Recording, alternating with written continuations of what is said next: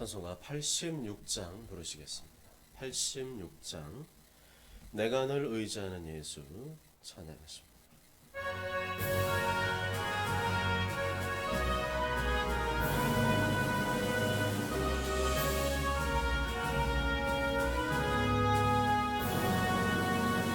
내가 늘 의지하는 예수 나의 상처 입은 심령을 불쌍하게 여기서 위로하여 주시니 이쁘신 나의 좋은 친구 내가 의지하는 예수 나의 사모하는 친구 나의 기도 들으사 응답하여 주시니 미쁘신 나의 좋은 친구 주의 손을 지하도 살 때 나를 해야 할 자가 없도다 주님 나의 마음을 크게 위로하시니 미쁘신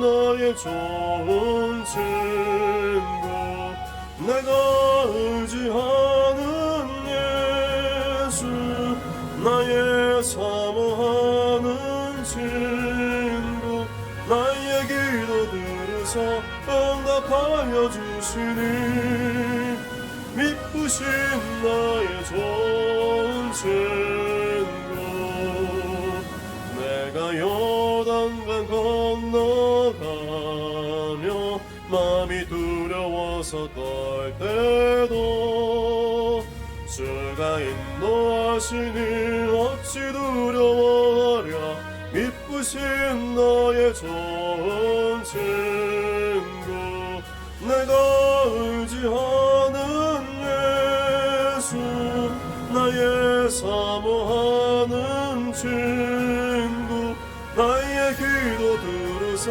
응답하여 주시니 미쁘신 나의 좋은 친구 이후 천국에 올라가서 모든 성도들과 다 함께 우리들을 구하신 주를 찬양하리라 미쁘신 나의 좋은 친구 내가 의지하는 예수 나의 사모하는 친구 나의 기도 들으사 응답하여 주시니 미쁘신 나의 좋은 친구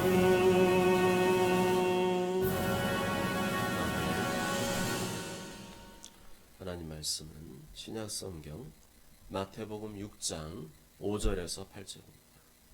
마태복음 6장 5절에서 8절 신약성경 8페이지에 있습니다. 마태복음 6장 5절에서 8절 제가 봉독해 드리겠습니다. 또 너희는 기도할 때 외식하는 자와 같이 하지 말라. 그들은 사람에게 보이려고 회당과 큰 거리 여기에 서서 기도하기를 좋아하느니라. 내가 진실로 너에게 이르노니 그들은 자기 상을 이미 받았느니라. 너는 기도할 때 내 골방에 들어가 문을 닫고 은밀한 중에 계신 내 아버지께 기도하라. 은밀한 중에 보시는 내 아버지께서 갚으시리라. 또 기도할 때 이방인과 같이 중언부언하지 말라. 그들은 말을 많이 하여야 들으실 줄 생각하느니라. 그러므로 그들을 본받지 말라. 구하기 전에 너에게 있어야 할 것을 하나님 너희 아버지께서 아시느니라. 아멘. 그리스도인들은 항상 기도에 대해 이야기합니다. 그리스도인이라고 하면서 기도에 대해 말하지 않거나 기도하지 않아도 된다고 생각하는 사람이 있다면 그 사람은 그리스도인이 아닐 것입니다.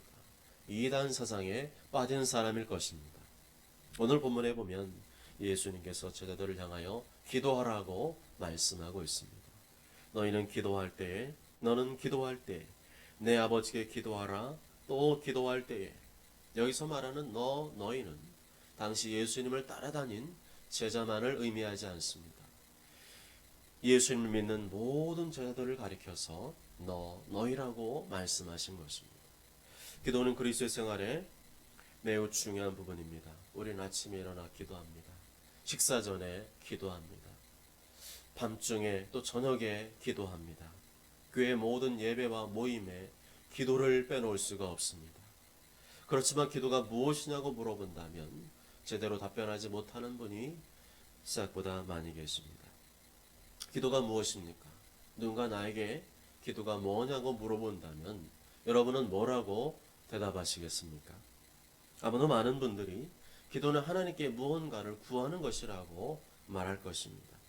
그런데 오늘 6절 말씀 보면 골방에 들어가 문을 닫고 라고 말씀합니다. 또한 7절에 보면 말을 많이 하지 말라 말씀합니다. 그리고 그 이유가 8절에 보면 너에게 있어야 할 것을 하나님 너의 아버지께서 아시기 때문이라고 말씀합니다. 그렇다면 하나님께서 원하시는 기도는 내가 말을 많이 하는 기도가 아니라 하나님과 서로 주고받는 대화임을 알 수가 있습니다. 골방에 들어가 문을 닫고 은밀한 중에 계신 내 아버지께 기도하라. 하나님께서는 우리가 통성으로 기도해도 들으시고 작은 소리로 기도해도 들으시고 침묵하며 기도해도 들으십니다. 왜냐하면 하나님께서는 이미 우리가 무엇을 구해야 될지를 알고 계시기 때문입니다. 중요한 것은 통성으로 기도하든 작은 소리로 기도하든 침묵하며 기도하든 하나님께서는 말씀을 해주신다는 사실입니다. 하나님께서는 귀에 들리는 음성으로 말씀하기도 하시고 눈으로 보여주며 말씀하기도 하시지만 대부분의 경우에는 우리의 마음과 생각에 말씀하십니다. 중요한 것은 하나님께서는 반드시 말씀하신다는 것입니다. 그런데도 어떤 사람들은 기도는 단지 내가 원하는 것을 말하는 것이라고 생각합니다. 내가 하고 싶은 말을 늘어놓는 것이라고 생각합니다.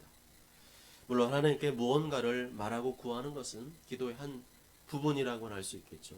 그렇지만 그것이 기도의 전부라고 생각해서는 안 됩니다. 저는 어렸을 적에 죽은 조상에게 제사를 드리는 집안에서 태어났습니다. 한번 제사를 드리면 새벽부터 밤늦게까지 한 10번 이상을 제사를 드렸던 것 같습니다.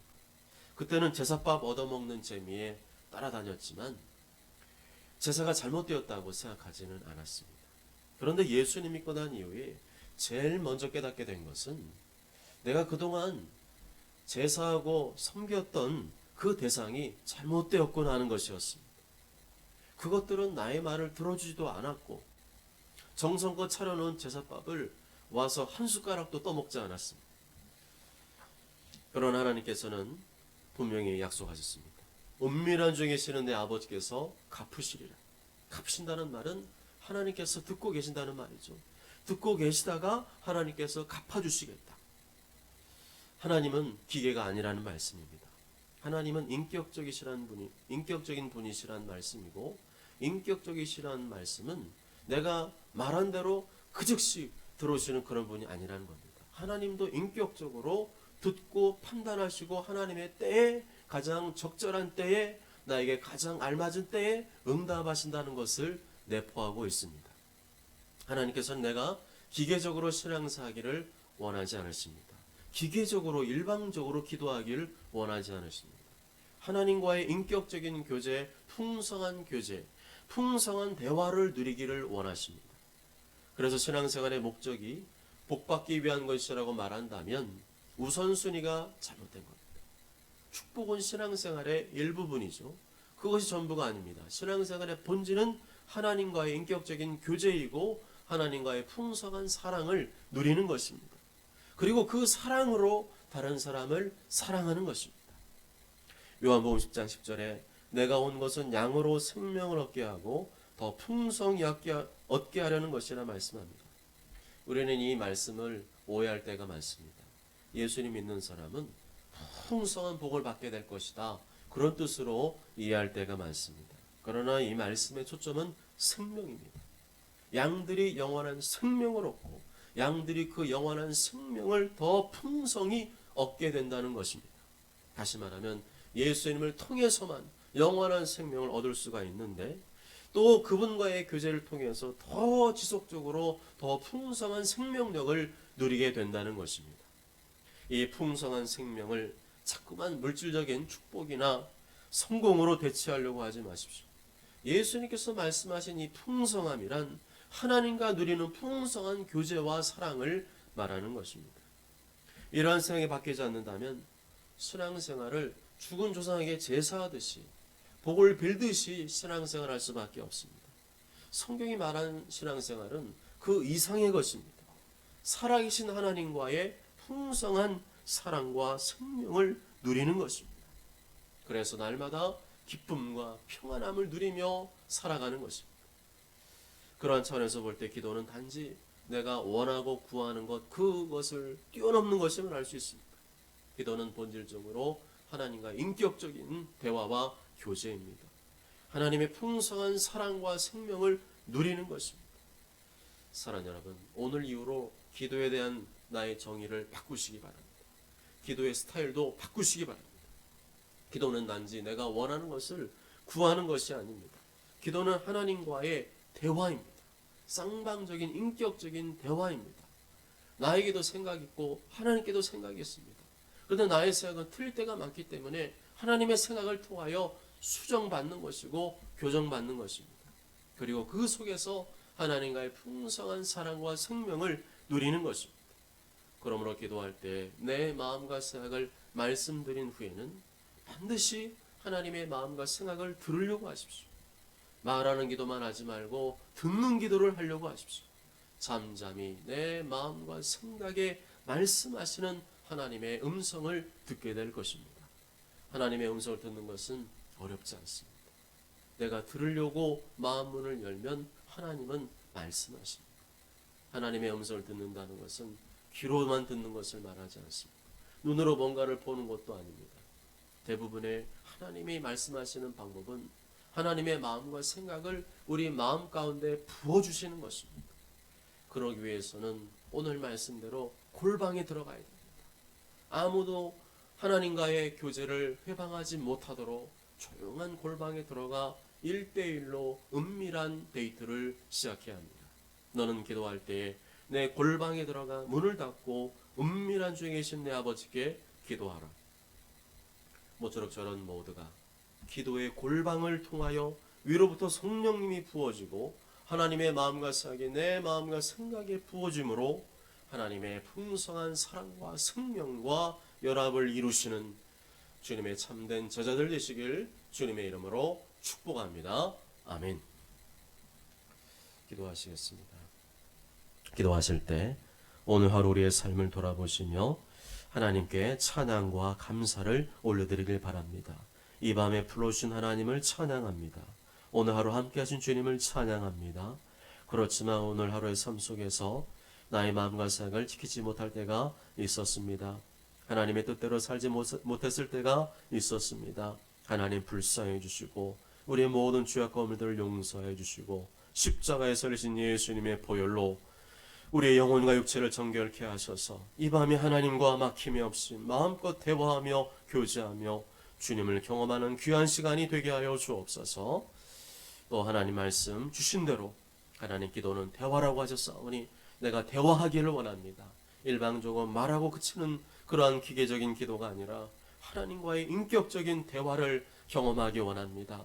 내가 주님 앞에 나의 마음과 생각을 말씀드린 후에는 더 많은 시간을 하나님의 음성을 들으려고 하나님의 마음과 생각을 받으려고 하는 그러한 기도를 할 수 있게 하여 주옵소서. 그래야 나의 모든 삶 가운데 하나님이 풍성한 생명력으로 사랑으로 역사하는 것을 경험하고 그 사랑으로 다른 사람을 사랑하며 섬기는 예수님의 제자의 삶을 살게 하여 주옵소서. 이런 제목 가지고 주여 세 번의 주가 통성으로 기도합니다. 주여 주여 주여. 아버지 하나님 감사합니다. 이 밤에 불러주심을 감사합니다.